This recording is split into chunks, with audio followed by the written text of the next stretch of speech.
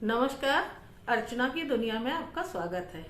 Colours of India painting series में ये मेरा 12वां एपिसोड है और इस बार मैं आपके लिए लाई हूँ मीनाकारी पेंटिंग। जी हाँ, मीनाकारी पेंटिंग वैसे तो बाहर की है, लेकिन हमारे इंडिया में इसको बहुत प्राचीन समय से अपनाया गया है और बहुत अच्छी अच्छी कारीगरी इसमें होती है, ज़्यादातर बर्तनों में।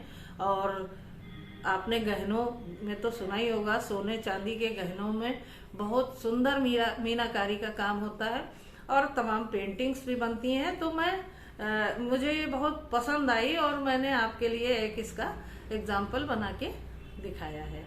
तो चलिए देखते हैं मीनाकारी पेंटिंग। और जिन्होंने मेरे चैनल को सब्सक्राइब ना किया हो तो प्लीज़ सब्सक्राइब कीजिए, शेयर कीजिए और कमेंट करके ये बताना ना भूलिए कि ये आपको कैसी लगी। धन्यवाद, नमस्कार।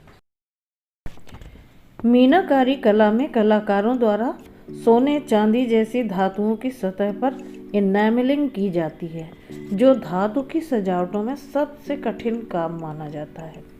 मीनाकारी शब्द मीना या मीनू से लिया गया है, जिसका पारसी में अर्थ है स्वर्ग। भारत में 16वीं शताब्दी में मुगल सम्राट शाहजहां के दरबार में राजा राम सिंह राजस्थान से मीनाकारी की कला लेकर आए और मीनाकारी कला इतनी अधिक पसंद की गई कि लाहौर से इस कला के मीनाकारों को बुलाकर मेवाड़ में इनकी एक कार्यशाला स्थापित कराई गई और बहुत ही जल्द पूरे भारतवर्ष में ये बहुत लोकप्रिय हुई और राजस्थान भारत के मीनाकारी व्यापार का केंद्र बन गया।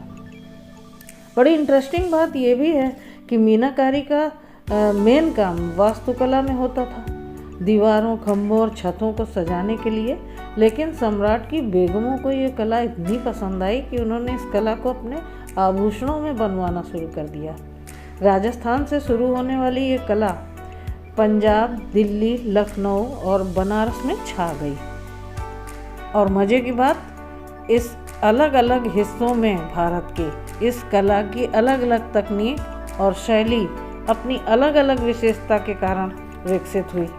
मीनाकारी की सबसे उत्तम कलाकारी जयपुर में तैयार की गई, जबकि कागज जैसे पतले परत पर मीनाकारी बीकानेर के मीनाकार करते हैं। कांच पर मीनाकारी के लिए प्रतापगढ़ जाना जाता है। संगमरमर पर मीनाकारी का काम जयपुर में बहुत अच्छा होता है। इसी तरह जहां बनारस के कलाकार अपने काम में कमल की आकृतियों के साथ गुलाबी रंग का अधिक प्रयोग करते हैं, वहीं लखनऊ के मीनाकार हरे और नीले रंग से इनैमलिंग करते हैं।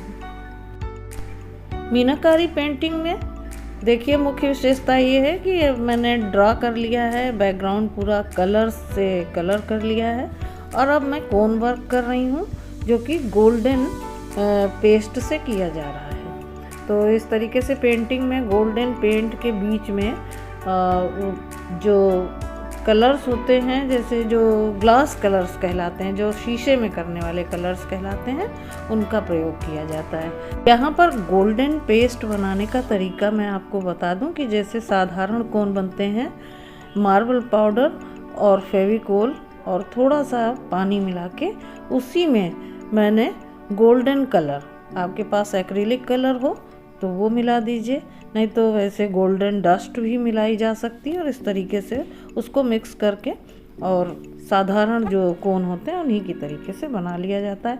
ये कोन वर्क इसलिए किया जाता है कि ये चारों ओर से एक बाउंड्री बना देता है, जिससे ग्लास पेंट जब उसमें ये देखिए मैं शीशी से ही उसको लगा रही हूँ, उसकी नोज़ल होता है आगे और उससे लगा दिए जाते हैं, तो वो चारों ओर फैलता नहीं है और उसी में सेट हो जाता है। तो इसी तरीके से ये पेंटिंग बनाई जाती है। हाँ, तो मैं इसके बारे में बता रही थी आपको। तो अवध के दरबार में पारसी कलाकारों की इस अद्भुत और सुंदर कला को अपनाया गया, यानी इस कला की नींव भारत में लखनऊ शहर से आरंभ हुई। उत्तर प्रदेश में लखनऊ, बनारस, प्रतापगढ़ आदि अनेक स्थानों पर इसके कुशल कलाकार हैं, जो पीढ़ी दर पीढ़ी इस कला को संरक्षित करते आ रहे हैं। इसलिए मैं इसकी शुरुआत के आधार पर इसे उत्तर प्रदेश की लोक कला के रूप में अपनी पेंटिंग सीरीज़ में लेकर आई हूँ। लेकिन भारत में उत्तर प्रदेश से अधिक कार्य और व्यापार राजस्थान से हो रहा है। आज ये कला पूरे भारत में तो अत्यधिक लोकप्रिय है ही, साथ ही पूरे विश्व ने मीनाकारी के काम की सजी वस्तुओं और गहनों को दिल खोलकर अपनाया है। मीनाकारी वास्तव में एक कलात्मक प्रक्रिया है, यानी प्रयोगशाला कला है। अन्य कलाओं की तरह इसे प्रैक्टिस से ना तो सीखा जा सकता है और ना ही किया जा सकता है। रासायनिक प्रक्रिया के द्वारा इस कला का निर्माण किया जाता है। इस कला में मिट्टी, आग और चित्रकारी का सुंदर प्रयोग किया जाता है। नक्काशी करने वाले, अब ये कई चरणों से गुजरने वाली प्रक्रिया और उसमें कई प्रकार के कारीगर और कलाकार काम करते हैं। किस तरीके से? नक्काशी करने वाले कलाकार इसका डिजाइन तैयार करते हैं। सुनार इस डिजाइन को आभूषण के रूप में ढालते हैं।